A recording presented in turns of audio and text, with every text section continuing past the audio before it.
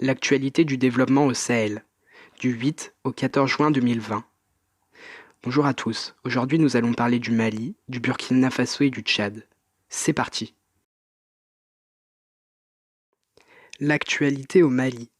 Signature de convention à l'API, Agence pour la promotion des investissements.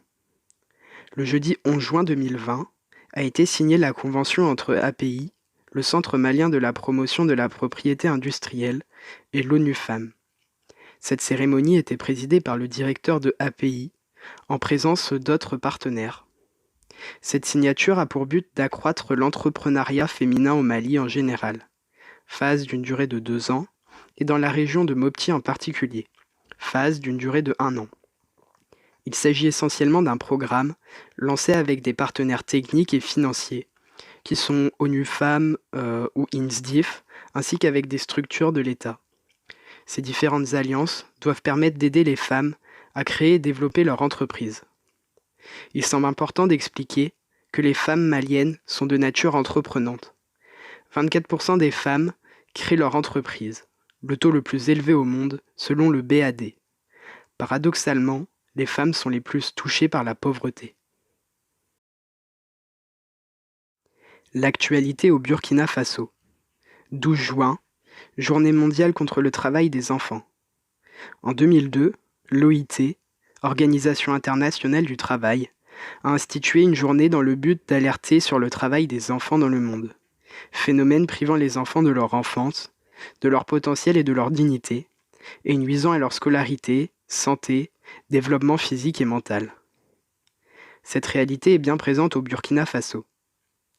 Dieudonné Zaongo, représentant de Solidar Suisse au Burkina Faso, appelle à l'éradication des pires formes de travail pour les enfants. En ces temps de crise liée au coronavirus, les enfants sont encore plus vulnérables. Il est donc plus que temps d'agir. 41% des enfants âgés de 5 à 17 ans sont économiquement actifs, selon une enquête nationale. Ces mineurs consacrent entre 19 et 25 heures par semaine à l'exercice de leur activité. Ils se retrouvent à exercer dans des domaines dangereux tels que l'agriculture ou les travaux domestiques et ne sont généralement pas rémunérés. L'objectif de Solidar Suisse est de changer les mentalités des parents utilisant leurs enfants pour des travaux dangereux. Actuellement, les actions sont menées dans le secteur du coton. Un dialogue doit être instauré et les lois contre le travail des enfants doivent se voir respectées. De nombreuses difficultés s'opposent à ces projets d'amélioration de la condition de vie des enfants. Par exemple, il est difficile pour les parents de ne plus pouvoir compter sur leurs enfants, qu'ils ne sont pas forcés de rémunérer, à la différence de travailleurs adultes. La solution est d'agir à toutes les échelles du pays, de l'État à la localité. L'actualité au Tchad. Le coronavirus, outil de mise en relief du faible système de santé tchadien. Le ministre de la Santé publique tchadien s'est indigné lundi 4 juin face aux députés qu'il juge non altruisme.